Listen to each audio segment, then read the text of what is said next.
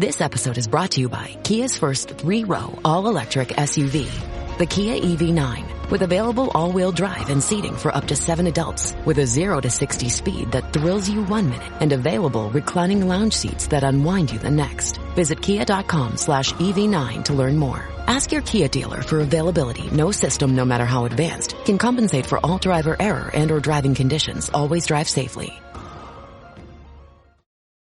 Welcome to the Human Capital Innovations Podcast, your go-to source for personal, professional, and organizational growth and development. We hope you tune in often for all things people management, organizational development and change, organizational leadership, and social impact related. Maximize your personal and organizational potential with Human Capital Innovations Podcast.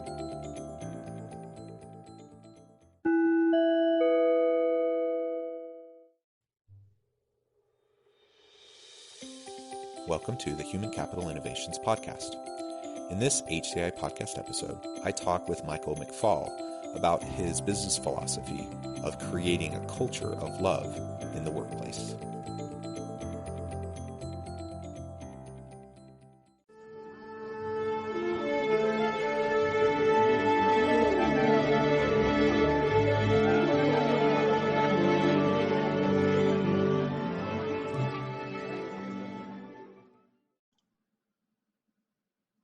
Michael McFall, welcome to the Human Capital Innovations Podcast.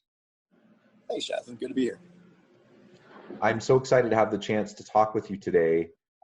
You have a unique perspective on running successful businesses that we're going to be exploring together, this philosophy of creating a culture of love in the workplace.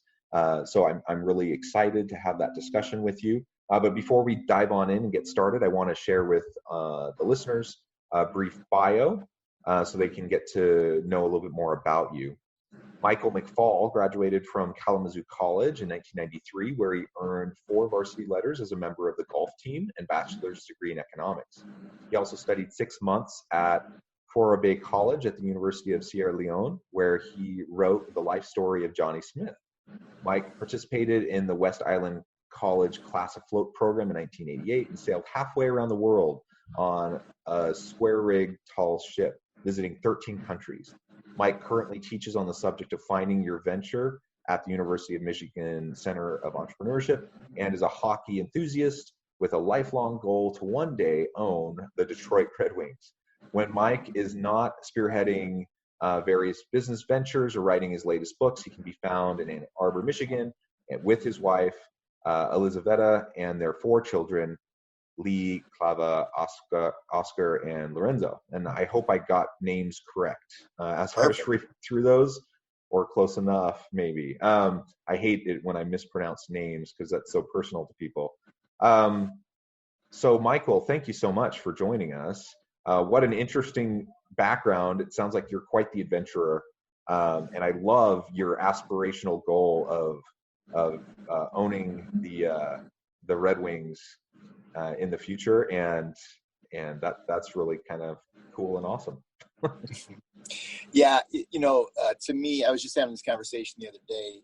The Red Wings, to me, are the heart and soul of my home community, my hometown, and so I couldn't find anything more aspirational than that. That's really cool, and I mean, it's great to be a sports enthusiast and have a dream like that. I think it's even cooler to just be so passionate about your community and wanting to leverage that as a way to connect people and to strengthen community. I think that's awesome. That's so neat.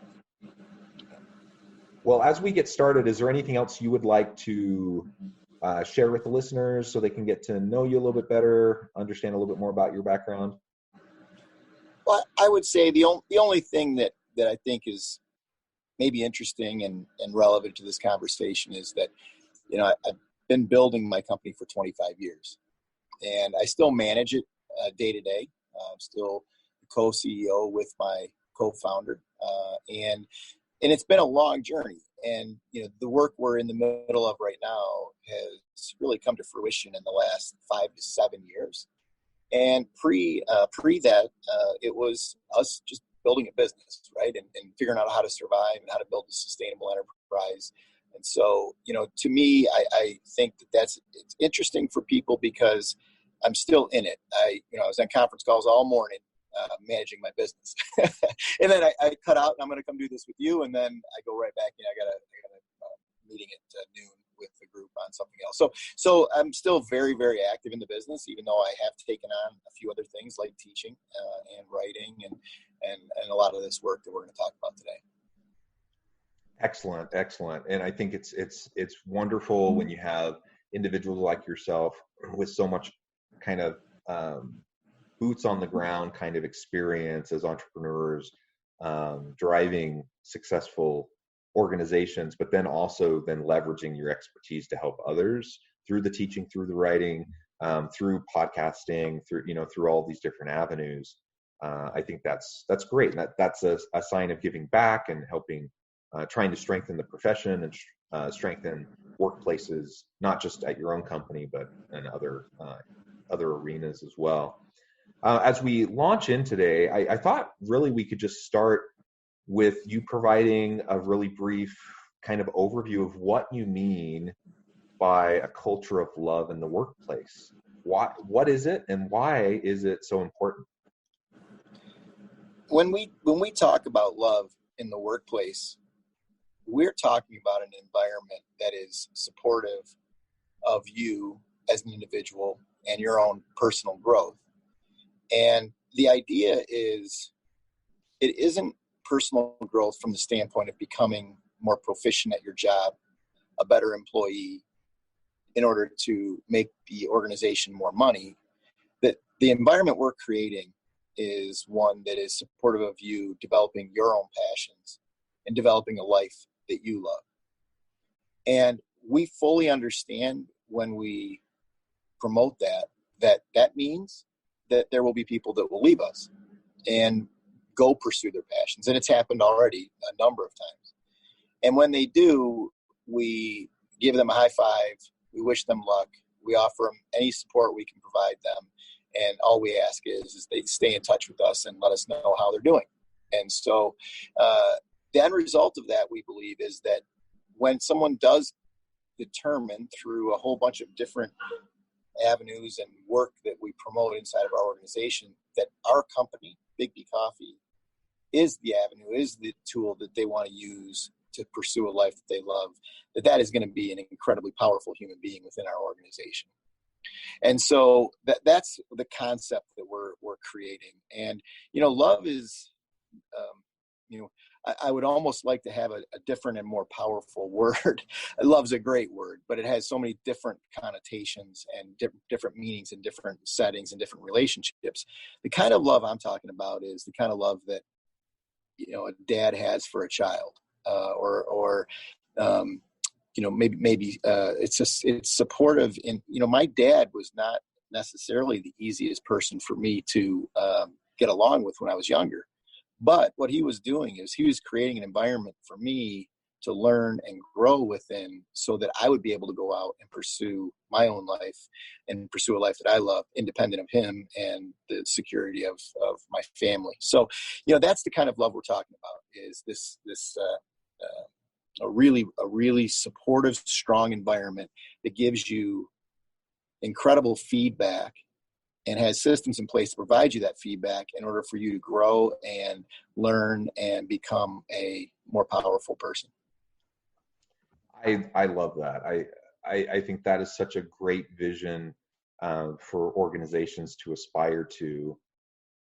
It understandably, perhaps not understandably, but recognizing the reality, that's not really the norm in most organizations, right? You get bureaucratic organizations with top-down leadership, and the leaders are focused on a whole bunch of different things, and they're just trying to keep the doors open. They're trying to get keep people getting their paychecks, providing the products and services that the organization relies on to create revenue. And their focus often isn't on the people. It's not on creating those empowering types of environments and cultures and systems and processes to really leverage the capacity of people and help people be their true authentic selves and maximize their own potential. That's just not how most organizations are set up. And it's sad to me, though, because it really could be that way. It could be that way if leaders recognized and saw and caught the vision of what could happen when they invest in their people in that way. I often, talk to leaders I consult with, or with my students at the university. I talk about the different forms of capital that organizations use and leverage to be competitive and successful. And you have financial capital, you have intellectual property and capital, you have plant equipment, property. You're an economist, all the basic Econ 101 forms of assets that organizations have at its disposal. And one of the most important ones that they have is their human capital. And yet organizations will, while they're so willing to protect and invest in and maintain other forms of capital, a lot of times they treat their human capital as this dispensable resource that they can just kind of churn through, and people come in and leave, and it's a revolving door, and they just want a warm body in the seat, and they kind of view them as a cog in a machine, as opposed to like a real life person with real life dreams and aspirations, with all sorts of experience and insight and creativity, that they bring to the table to help the organization be successful. And it's just such a missed opportunity that so many organizations fall in the trap of. And particularly in times like this, where we're in the middle of a pandemic and organizations are worried about their finances, excuse me, they're trying to figure out, how to ride out the storm. One of the first things that usually gets cut in an economic downturn, recession, or this kind of a crisis is investment in your people, investment in training and development, and paying a living wage, and just all of these things.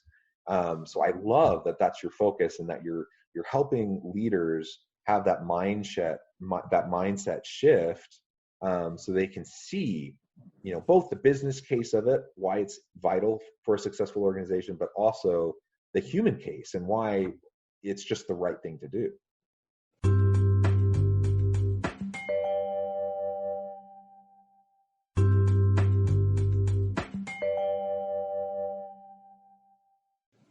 Well, so even beyond what we were talking about there, just a real simple linear argument goes like this. The leading killer in the United States is chronic disease. The number one factor in chronic disease is stress. The number one contributor to chronic disease is stress. The leading factor in stress is your workplace and finances, right? And so there's this progression of if we can change that, if work could be a place where you go to develop, to get support when you need it, think of that impact as well, right? So you're having a hard time with an issue in your family, and think if you could lean on your colleagues at work to help you through that, and be a resource to you, and take care, maybe take a little bit of your workload off because you have to deal with that issue, and imagine if you felt supported, as opposed to in America, what happens is you're supposed to go to work and you're supposed to turn that off, and you're supposed to go in and be a highly functional employee, even though you might have a close family member, let's say, dying of cancer. Well, we all know you can't go to work with a close family member dying of cancer and be effective. But the workplace, if it was supportive, imagine the impact that would have on not only that person, but that person's family, and the impact of the person with cancer they're trying to care for, and so on and so forth, right? I mean, it's just the cascading effect is extraordinary. So one of the things... I was just going to say, I mean, certainly the cascading effect for that individual and their family and the people connected with their family is absolutely true. But also the cascading effect within the organization, because other employees, they see that. They see how someone is supported or not supported during times of crisis, and they don't forget that. So it can drive up employee loyalty and commitment. It can help other people within the workforce who, I mean, we're working, most of our lives are spent at work, and we want connection with the people around us. And what a human opportunity to connect with and for me as an employee who sees a coworker who's struggling in that way, what an opportunity for me to have the chance to step forward and also be of assistance, but also recognize that they were supported in their time of need, and the company will support me in my time of need. The cascading effects are tremendous, and often it doesn't take a whole lot on the part of the leader to provide that kind of an environment. Well, so it happens anyway. I mean, one of my best friends is a gentleman I worked with when I was 23 years old for 9 months. And that relationship, we're still very, very close friends today. And so, these things happen in the workplace anyway, right? We get these amazing connections, these amazing bonds. What we're talking about is just facilitating that happening and supporting it. One of the ways that we're doing that internally in our organization is we're setting up what we're calling forums.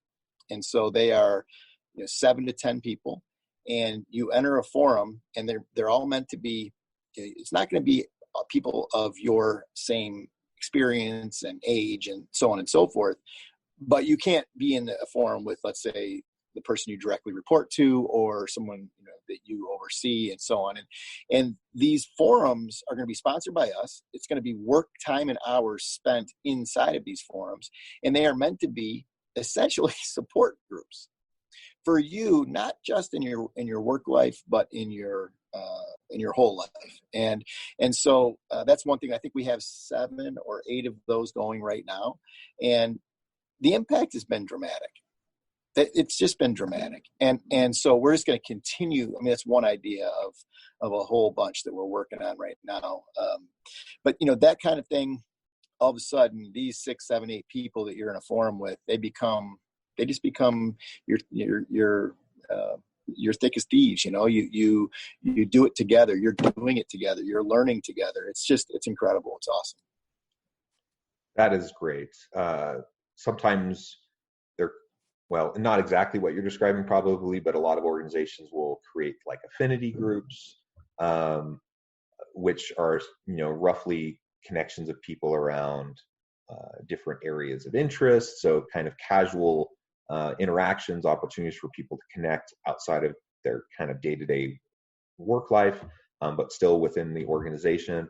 What you're talking about is even a level up from that, where you're really getting people together, not just to kind of share an interest, but to share in support, to share in lifting each other through the struggles, of life and of work, and mentoring each other, coaching each other. I think that's brilliant, and a really neat thing to try to implement within organizations. What do you see as one of the biggest hurdles that you have to try to overcome as you go in and work with organizations and leaders to help them understand this concept and move in this direction? Well, I think you touched on it earlier. I mean, it's really that leaders of organizations, they view their people as, your number one complaint that you get out of any business manager, if you ask them, and I should formalize this with some kind of a poll, but anytime you ask a business manager what their number one complaint is, the answer is people. And I just find that to be sad. And then you let them expand that, and it's, finding good people today. There just isn't the same work ethic today. There just isn't, and my statement is always, I promise you, there is nothing wrong with people today. What we have is we have a whole bunch of really, really poor managers out there and leaders. And organizations that are well led and well managed have great people. And so there's a direct correlation there for me. And so getting people out of this mindset that the population as a whole and the people that they have available to work for them somehow is not proficient is, I think, probably one of the bigger challenges. Because if you can get to a mindset of people are pretty amazing, You just have to explore how amazing they are, and you have to let them be amazing. All of a sudden, that mind shift right there, it's an incredibly different way to approach your teams, your people, and so on. So, and I struggle in the world when I hear people who talk that way. It's just so limiting, and I wish I could flip a switch and get people to understand that there is so much out there within your own people that you're complaining about. They have so much potential that you just simply aren't unlocking. That's exactly right. And it really is about letting go of power, which is really difficult for leaders who often they've had success by consolidating power, right? So that they have to learn to let go. They need to learn how to trust. It's about growth mindset rather than fixed mindset. And so if I truly see the potential in the people around me, and I'm able to let go of even just a little bit of power and delegate and provide some autonomy and give them a chance to earn my trust, if I can just do some simple things like that, then I can start to be amazed by the capacity of my people. And I can see their growth, I can see their development, and then I can be a part of that. I can be a part of that growth and development, which is probably the greatest reward as a leader, is to see the people around you grow and become, far surpass you and grow beyond what you could have ever hoped for them. And you said it at the beginning, like sometimes that means they're going to develop and grow out of the role they're in, and they're going to even leave the organization. But that's okay. We'll be happy for them. They'll move on. The greatest corporations and the greatest leaders have a long legacy and genealogy of leadership. So you can see, you can look at the top CEOs across the Fortune 500, and you can map back to like where they got their start and who they were mentored under. What a legacy that is. And that's what we should be striving for. But it does require us to get out of our comfort zone a little bit, give back a little bit of power, give people a chance to earn our trust, and then great things can happen. Yeah, just one quick story. 10 years ago or so, probably a little less than that, 7 years ago, the gentleman who was running my technology, he came to me and said that he wanted to go back to school and get his degree at the University of Michigan in electrical engineering.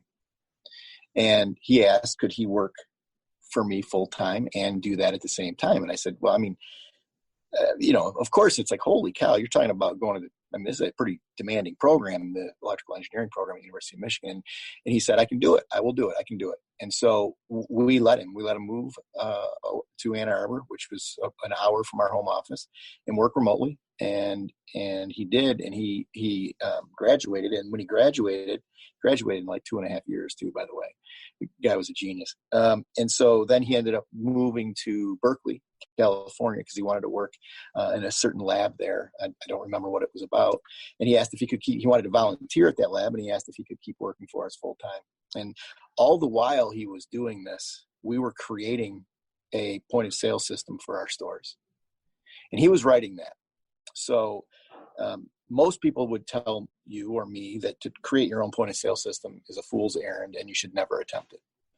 Well, it took us a long time to write that. He was instrumental in getting that launched. And he ended up leaving us. He is now at NASA. Well, he's at JPL, which I always thought was a division of NASA, but it actually isn't a division of NASA. And he's working on swarming technology for submarines. Most leaders would have said, no, you can't run my technology and get a degree at the University of Michigan at the same time. Most leaders would have said, no, you can't move to California and volunteer your time and work remotely from California and never be in our office. The fact that I was willing to work with him through all of that, I ended up in the end with an asset that I'm not sure others could have built, that he built. And this thing is worth millions of dollars to me now today, right? It's an incredibly powerful asset in my organization. And he got to move on and pursue, his passions, his dreams, what he wanted to do. And it was just mutually beneficial. And what I don't understand is why leaders don't approach their own people like that. Every one of their people. It's fear and insecurity, I think, is what it is. What a great story, though, and a great illustration of what can come of that kind of an approach. And it won't always work out that way, right? No, of course not. But that's okay. It doesn't need to work out that way, because if we're consistently investing in our people, it has all sorts of ripple effects throughout the organization. And it's about becoming a learning organization and a growth organization. And that doesn't happen unless you invest in your people in that way. And sometimes it will come back to the organization exactly as you described in your story. Other times it won't, but you'll still have created that environment and that culture where people feel empowered and they feel passionate and they have the opportunity to innovate. So that's really what we need to be shooting for. Yeah. And to me, that's all that is love. You know, you can define love a million different ways, but to me, that is love, right? I am supporting him. He is supporting me. We're taking care of each other. I'm providing him what he needs. He's providing me what I need. And you know, it's not a binary transaction where you show up to work and I pay you X number of dollars to do jobs A, B, and C. This is a limitless opportunity in the relationship between the two of us. Yeah, absolutely. Well, it has been a pleasure talking with you. We're about out of time, unfortunately. I would love to continue this discussion. Perhaps we can in anytime, a future point. But before we leave today, I want to give you a chance to share with the listeners how they can get connected with you and learn more about you and your company. We have something called the Life You Love Laboratory. It's called Life Lab. And there's a whole curriculum and a whole bunch of different tools that we're developing to help leaders and help people engage this way of thinking. It is brand new. It's not even a year old.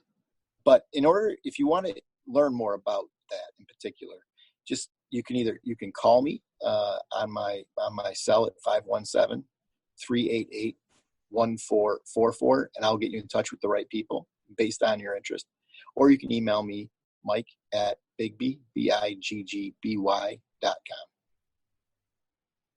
Wonderful. Well, thank you so much, Mike. It really, truly was a pleasure having the chance to talk with you. I hope my listeners will take the opportunity to reach out and to learn more about what you do and to think about this philosophy and how they can better support and strengthen and empower people within our organizations. My pleasure. Thank you for joining me, and I hope everyone has a wonderful rest of their week. Thanks, Jonathan. Thanks for doing what you do.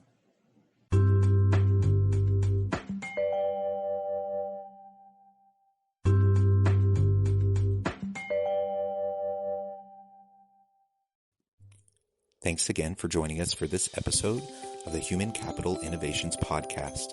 I hope you stay healthy and safe and that you have a great week.